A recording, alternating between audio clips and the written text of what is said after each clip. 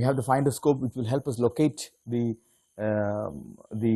closer view of the object before making it visible through the eyepiece. Hi, today we will discuss the live telescope part 2. In part 1, I had discussed with you various components of the telescope, the eyepiece, the objective, and we also had a glimpse of the planet Mars and of course the lunar surface. Today we'll look into the design aspects. So just now you might have seen the finder scope that helps in locating the object, and let me tell you the catalog that has been provided by the telescope manufacturer. The TASCO serial 4006065 is the variety that we have utilized in looking at the lunar surface and of course the planet Mars. So we were using, as I showed you in the previous part, we were using the 4mm eye lens, which is capable of providing us a magnification of 225 times. And today we look into the design aspects to conceptualize better how the objective plays a vital role in bringing in the first image, which is later on magnified by our eye lens. So let me try to draw the diagram of the object. Of the telescope, that will help us understand the design aspects with more clarity. So this is the objective, of course, which has got a larger focal length, and the aperture size, as I told you in the part 1, it's about 60 millimeters. And let me draw the principal axis. And now the first ray that passes through the optical center can be made very closer to the principal axis, and then the second ray, which will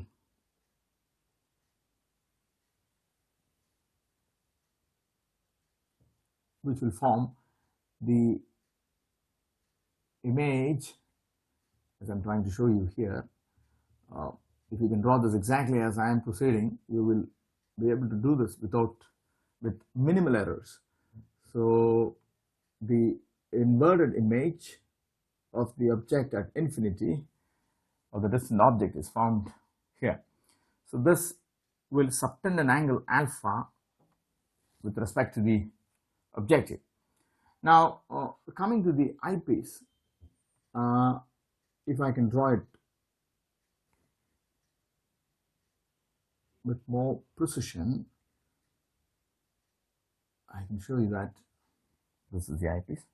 So to make the objective a much bigger one, we'll try to enhance it in size, because it's got a large aperture and the focal length also substantially big. And okay,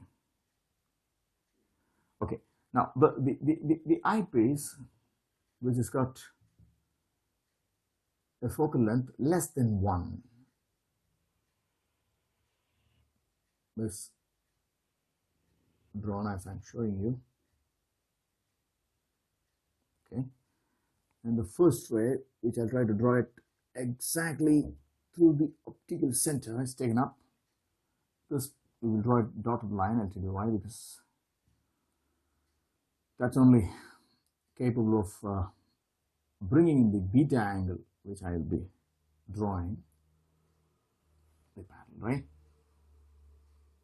And the next ray, that is pattern. So for the telescope, the image that is formed at infinity. Just extending it just to show that the image is formed at infinity. So image at infinity. Now we will call this A dash, B dash, and this, the first image that is inverted, is formed at the second focal length I mean the second focal point, I'm sorry, it's the second focal point of the objective. This is the objective. Let me mark it, objective. Okay, and this is the angle that is formed by the eyepiece, and since this is parallel, we'll have this angle also the same angle. So we have magnification m is equal to the angle subtended by the image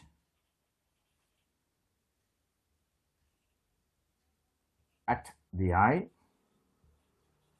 divided by angle subtended by the distant object at the eye. Okay. Now this is nothing but equal to here. Now, this is the image that is created by distant object, rays from the distant object. Okay, so the height of the image formed will be h. So m, I can write it as beta by alpha, because angle subtended by the image at the eye to the angle subtended by the object at the eye. So image at the eye will be beta, this angle, which these parallel, since these lines are parallel, rays are parallel, I can show this angle, these both two angles are equal. This is the angle subtended by the object at the eye, which is alpha. So we know that beta from relations, from diagram, it's nothing but the opposite side, that is h divided by the focal length of the eyepiece, this distance. And clearly, the length of the telescope is FO plus FE, length of the telescope tube.